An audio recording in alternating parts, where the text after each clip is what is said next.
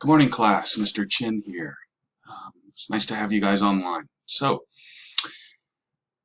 we are going to be tackling a really interesting phenomenon in life around you, and it's the behavior of gases.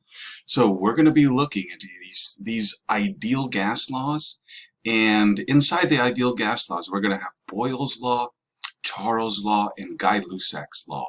All right, and because of these these laws, we're allowed to experience these phenomenon. Okay, so I want you to watch this video and then share with your lab partner. Okay, how do hot air balloons work?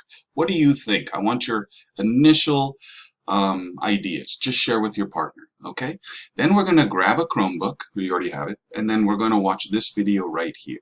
I want you to take notes, okay, and pay attention to the 4 players. There's 4 variables that determine how gases behave, okay? Make sure you get those.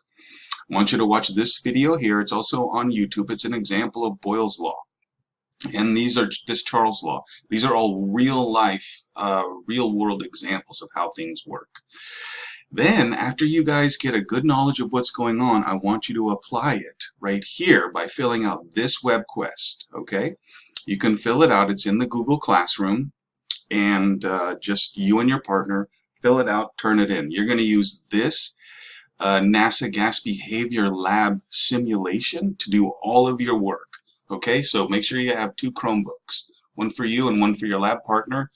One person's going to have open this lab simulation, and then the other partner is going to be filling out this Google Doc, which has all of the work on it for you guys to turn in. Okay? If you have any questions, feel free to shoot me an email or a screencast. Okay, guys, have at it.